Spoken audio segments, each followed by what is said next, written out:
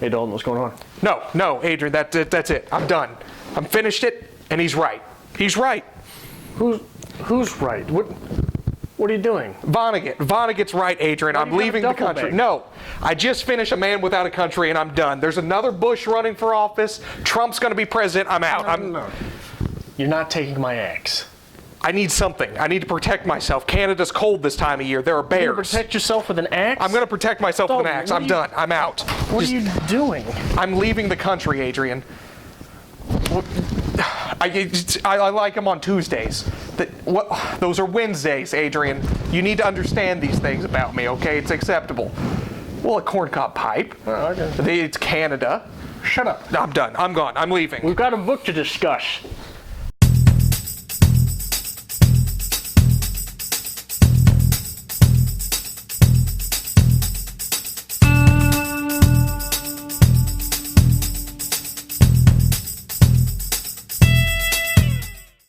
Welcome to Strip Cover Lit. I'm Adrian Fort. And I'm Dalton Gentry. And we're here with you today for a book review of A Man Without a Country by Kurt Vonnegut. So, Dalton, did you have a favorite quote? Or two or four? This is Kurt Vonnegut. This might be my sweet summer child. Kurt Vonnegut Unchained. So this thing is riddled with nothing but good quippets from Kurt Vonnegut. Page 60, though, for some reason this one just really stuck out to me. It's completely irrelevant to anything. Where we go. He's talking about the woman who's behind the counter at what I assume is the post office. I'm secretly in love with the woman behind the counter. She doesn't know it. My wife knows it. I'm not about to do anything about it. Thank you, Kurt. It's just, From that same story, where are you going? And I say, I'm going out to get an envelope. And she says, well, you're not a poor man. Why don't you buy 1,000 envelopes? They'll deliver them, and you can put them in a closet. And I say, hush. Kurt Vonnegut is the man you wish you were. It's as simple as that. Kurt Vonnegut's at least the uncle you wish you had. Yes, and that's the thing, as the delightfully eccentric, probably never going to have children in my family, I wish I could become Kurt Vonnegut. And there's that lovely picture, and every time I read Kurt Vonnegut, I think of it, him smoking his unfiltered Pall Malls in his garden, giant purple flowers everywhere. And I'm like, how can you go wrong with this? This is just flawless. Actually, this picture right there, that's Kurt Vonnegut. Look at that. I drew that my sophomore year in high school. I didn't know who Kurt Vonnegut was at the time. It was actually, I'm 99% positive, it was this book that was coming out. We had to go through a magazine and just find a picture to draw. She had all these magazines thrown around. And for some reason you picked out Kurt Vonnegut. I just, by instinct, sophomore Adrian picked Kurt Vonnegut. Let me read this extended quote. Okay. So from now on, I will tell you when I'm kidding. For instance, join the National Guard or the Marines and teach democracy. I'm kidding. We are about to be attacked by Al-Qaeda. Wave flags if you have them. That always seems to scare them away. I'm kidding. If you really want to hurt your parents and you don't have the nerve to be gay, the least you can do is turn to the arts. I'm not kidding. The arts are not a way to make a living. They are a very human way of making life more bearable. Practicing an art, no matter how well or badly, is a way to make your soul grow, for heaven's sake. Sing in the shower, dance to the radio, tell stories, write a poem to a friend, even a lousy poem. Do it as well as you possibly can. You will get an enormous reward. You will have created something. So we can just end the review there. We could, couldn't we? We're done with that. There are so many quotes in this thing. I've got 10 quotes written down. I just want to go through all of them. Because it's not. Well, let's talk about this book itself before we get too far into this. Oh, wait, one more quote. One more quote. Just one little one. You can talk me into it. When I got home from the Second World War, my uncle clapped me on the back and he said, "You're a man now." So I killed him. Not really, but I certainly felt like doing it. Like, that's the conversational tone. Look at that. And that's the thing. This is not what we would typically do for a book review. This is a nonfiction piece. This little quippets of Vonnegut. Yeah. And I'm always against the idea. This feels like, oh, what'd you do last Tuesday? This is flawless. Yeah. So this is nonfiction. This is a little different, but what an enjoyable read. So let's we've changed our format a little bit. We've started doing 3 good things and 3 bad things. Certainly. So real quick, what are your 3 good things? I have the humor. I think the humor works quite well in this piece. Vonnegut seems to be a master of just, I don't know if it's dry, sarcastic, whatever. It's just good humor. It makes it very readable and very enjoyable. I also have the use of the media throughout the book. Really enjoyed that. You get some of Vonnegut's doodles. You get his graphs for the writing. What's the word I'm looking for? Adrian? Axis, the continuum. The continuum, the writing continuum. You get the graphs for that, which is very, very helpful. And besides the fact that it's just a very quick read, this took me 2 sessions and no time whatsoever. This is easily a one-day read. It's very insightful. There is a lot of things in this that really just make you think. And that's your third? That's my third. Okay, my 3 overlap a little bit. Okay. The humor is at a steady level throughout. Yeah. Vonnegut's voice is simply unmistakable. Absolutely. This isn't the story of anything, it's just Vonnegut. That is true. Okay. There's nothing to this. This is just Vonnegut. I won't say, I don't think it's fair to say that there's nothing to this, but this is not a narrative. No, this is not a narrative. This is not your traditional novel, fiction, whatever. It's not traditional nonfiction. Right. This is, you're sitting in the garden smoking cigarettes with Vonnegut, and this is what you're talking about. I don't even know if it's traditional memoir. No, no, absolutely not. So what are your 3 negatives? 3 negatives. I hate to say it. Sometimes it seems like he rambles just a little bit. Like he makes a very good, insightful, poignant point, and you love it, and you soak it in, but he just keeps going about it. I'm like, all right, you kind of beating a dead horse now. I get it. Little jabs with a cigarette in his fingers, yes, right? But that's his voice almost, so I don't know if that's exactly 100% negative. I do think, myself reading this, I'm pouring, I'm gushing over Vonnegut. I love it. If you have opposing views from Vonnegut, this might not be as touching to you. As welcoming. As welcoming. Not to stray into politics too far, but I think for some people this would be a more difficult read. Just get through your list. We'll talk about it later. Get through your list. I'm sorry. I'm excited about this. And my other point, and this for the reader's review, this is not what we traditionally do. This is not a novel. It's kind of something in its own, if that makes sense. Right. My 3, the humor is at a steady level throughout. Okay. Vonnegut, this is Vonnegut's voice, and it is simple and unmistakable. Are your positives both your negatives? This isn't the story of anything. You it's just monster! Vonnegut. You absolute monster! How dare you? Sir? Well, you made the point in yours that if you do not agree with Vonnegut, this becomes an unbearable journey, does it not? I agree with you. The 150 pages, 125-ish pages, becomes an unbearable journey if you do not agree with Vonnegut. At the very same time, what that means is, this is just unbridled, right? So everything that you love about this is going to be the exact same thing that someone hates about it. Yes. That's And true. I can see the flip side to both of these, like the humor part. When you're loving it, right? Did you ever, and I'm going to try and bring up movies because I think that's a very good medium to make comparisons in, because more people are more familiar with individual movies versus books because there's so many books. Yeah. The humor being at a steady level, when you're feeling it, it feels like the Avengers, right? Where there's always just some little tag in the scene that you can feel good during this movie. Yeah. When it's not, it's the Age of Ultron, right? Okay. Where you're getting like the quip he has about, what is it? I never wanted to be alive at a time when the 3 most powerful men in the world were named Bush, Dick, and Colin. Yes. Right?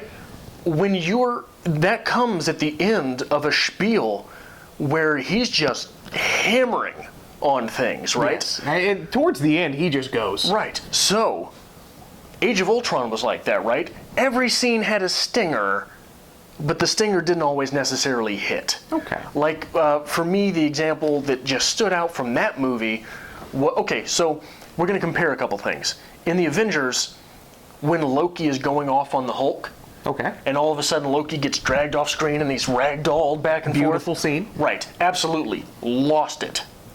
Now, in Age of Ultron, when Ultron is getting away in that Quinjet, and the Hulk jumps in, and the last thing you hear from Ultron is, "Oh, for Christ's sake," right? That was a stinger. It's the same thing as the puny God joke at the end of the Hulk scene. doesn't work. Why? Because you wanted the meat of the scene. You never got the meat of the scene. You simply got the stinger. Okay. So I think that for parts of this book, it felt that way. All right. I think, trying to pull this all back around, he said, when the three most powerful men in the world are named Bush, Dick, and Colin.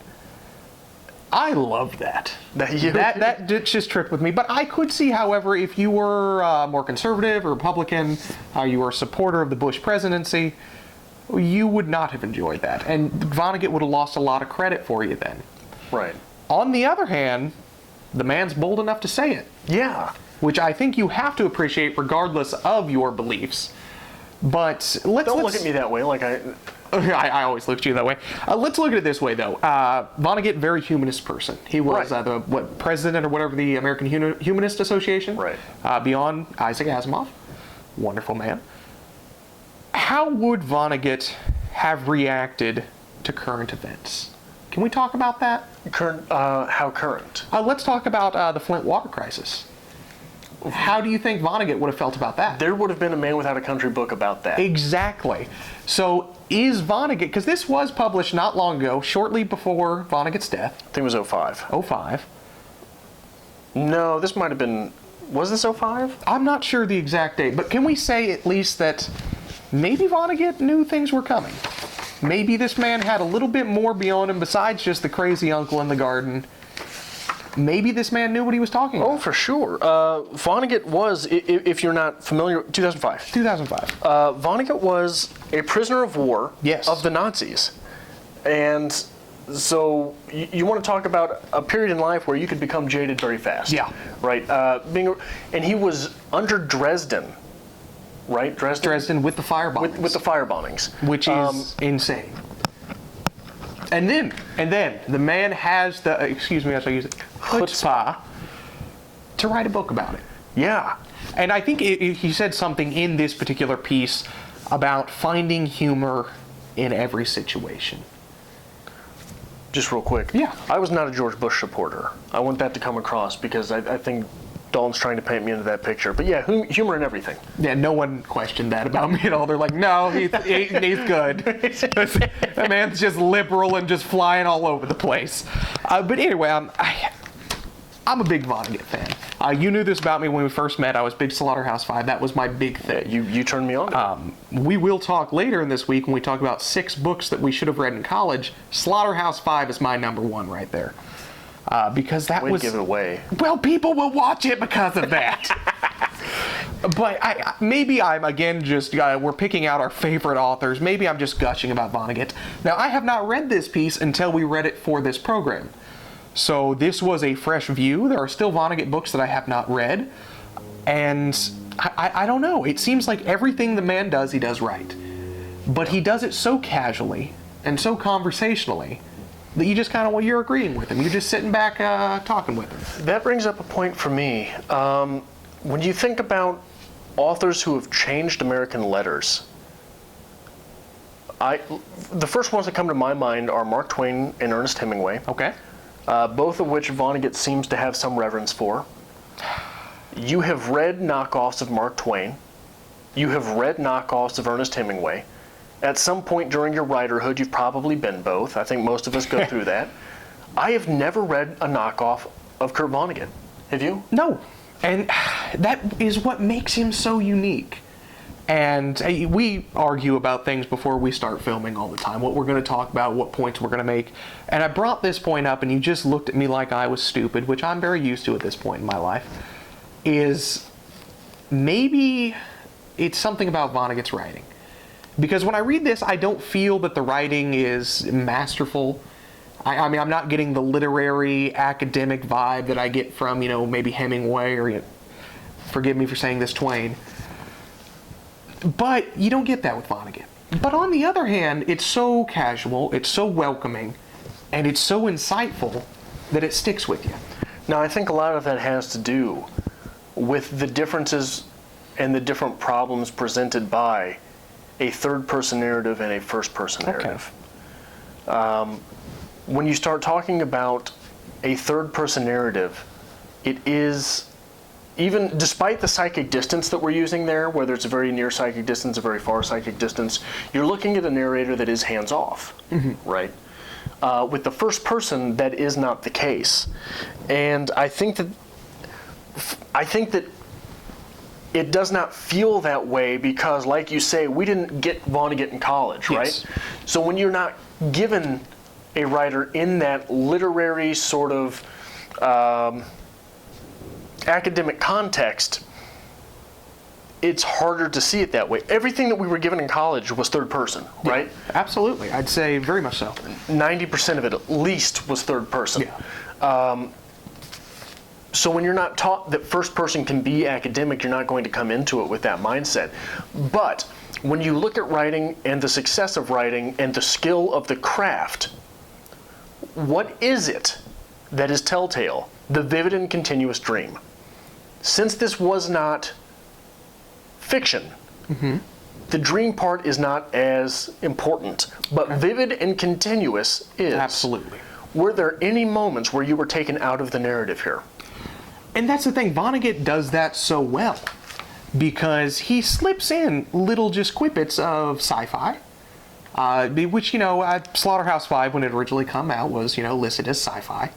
But he starts talking about Martians at one point, and that takes you away from reality, and it pulls you into that dream state. He starts, and you're going to have to forgive me, I forgot the name of the character. He mentions a used car dealer, which is a character in one of his novels at one point. Oh, yeah. And how he sat down and had a conversation with him. So Vonnegut's having a conversation with his character from a different novel. So yeah, there are points in this where you are getting away from reality. You're getting away from just, Vonnegut talking in his garden. And you are getting a little bit of fiction. And it couples in so smoothly that had you not read that novel with that particular character, I think his last name is Trout. I want to say it's Ben Trout, but I could be way wrong. Had you not read that novel, you were going to say, hey, Vonnegut just went and talked to a car dealer, no big deal. But reading the novel, you're like, well, what's he doing here? Right. So there is so many more layers to this than I think we can really cover in this short span of time. Despite that we can't do just the Voice of Vonnegut week, which would be lovely. There's just so much we can and can't say about it. Okay, so when you want to talk about the craft, when you want to talk about skill as a writer, like you tried to call him out for, tell me when to stop. Stop. Okay. Random page in the book. Happens to be page 50. I have not rehearsed this. I don't know what I'm reading. I'm going to pick a paragraph and go. I am a German American, a pure one dating back to when German Americans were still endogamous, marrying each other. When I asked the Anglo-American Jane Marie Cox to marry me in 1945, one of her uncles asked if she really wanted to get mixed up with all those Germans. Yes. And even today, there is a sort of San Andreas fault line running between German Americans and Anglos, but fainter all the time. So, all right. so tell me again. Say it again. Go ahead, Dalton. I hate you. Say it. I do hate you for everything you do to me. But I don't know what I want to say about it. Maybe it is the first person. Maybe that's what it is. It's conversational, not pictorial. And that's the thing. It is conversational and it is casual, but it still sticks with you. That's beautiful. Right. That's absolutely beautiful. And that's just a quippet. Yeah. That's just a random page, random paragraph, and it's perfect. Yeah. But it feels different from a normal read. That's what I'm trying to get across. It does feel different. Well, and therein lies, I think it was Hemingway who talked about the harder you work on something, the less they can tell you worked hard. Okay. Right? I don't have the quote. It might not even be Hemingway. I just like to attribute things to him. But fair enough. That is indicative of Vonnegut, right? Vonnegut always reads mid-sentence. Okay. No matter where you start, first page of the book reads mid-sentence. In fact, what is the opening line? It'll smack you in the face every time. I do not know what the opening line is to this, but everyone smacks you in the face, but it feels like you were talking. As a kid, I was the youngest member of the family. And the youngest member of the family is always a joke maker, because a joke is the only way he can enter into an adult conversation. First line of the book. Yeah. And this is Vonnegut at the end of his life, reverting back to childhood. Yeah. This is him cracking jokes, but getting in on those adult conversations that everybody else is talking about. Yeah. So holding his own and keeping his voice. I mean, well done for him.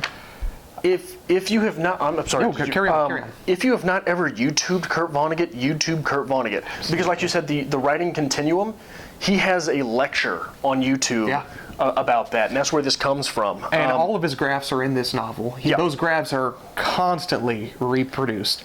But Vonnegut himself, although heavy academic, obviously, still always had that good sense of humor. Rodney Dangerfield's movie, Back to School, Vonnegut makes a cameo making fun of himself.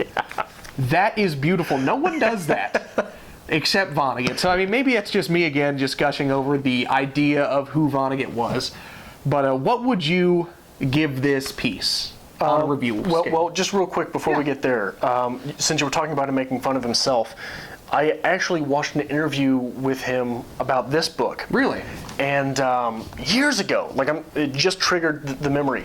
He's sitting there with this guy, and they're taking questions, and someone from the audience asks, so your last book, A Man Without a Country, and Kurt Vonnegut goes, most recent. And everyone sort of goes, what? My most recent book, A Man Without a Country. He wasn't ready to hang him up. No. He's, and that's the unfortunate. And he says that little thing that, of course, Vonnegut would catch and correct you. There was at one point in this novel where he's talking about suing the makers of Pall Mall cigarettes because they had promised to kill him, and in 89 years they have been unsuccessful. Who does that? That is just beautiful. That's the gallows humor, the black humor that Vonnegut is so famous for. And going back to a point we made earlier, you've read knockoffs of Twain, you've read knockoffs of Hemingway. There are other authors, Bret Easton Ellis, Chuck Palahniuk, who employ a very intense form of gallows humor. Yes. Of black humor. It is not this. No, because it's the crazy old uncle. Yeah. Because their dark humor, it completely immerses you in that world. Whereas Vonnegut's just the guy sitting on the side telling you the stories like, hey, you heard about this one? You heard about this? Let me tell you about this one. What do you call a dog with no arms and no legs? What's that? Doesn't matter. He's not coming. Oh. Right? That's a Vonnegut joke, right? That would fit very nicely into a Vonnegut. It would. So what would you rate this piece? It's so hard. Don't break my heart on this one. It's so hard, though, because... Okay. I don't know. I'll give it a 92. Really? Yeah, 92 Pall Malls. 92 Pall Malls out of 100. I give it 85. 85. And maybe, again, I was wanting, something else, because I didn't know what this was about until you're like, we should do this one. I'm like, oh, Vonnegut, I'm on. Right.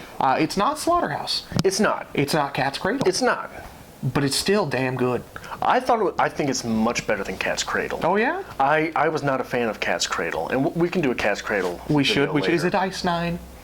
It was, for me, I had the same problem with that I had with A Confederacy of Dunces. There was no straight man. Okay. So everything was just sort of out there and wacky, and it was, for me, it just, and it was too very heavy-handed. That's another episode. Okay. We're going to have to get into that one. Well, here's the thing. Okay. If we're talking about the grades that you give it, I gave it a 92, you gave it an 85. Now, from an entertainment aspect. From an entertainment aspect, had this been fiction, the level of entertainment you got out of this, what would you put that on par with? That's the thing. Pure Entertainment-wise, and this is a day read. This is no time at all to read through this. And you're laughing, you're enjoying it, you're smirking. I'd give it high 90s if we're going entertainment. Right.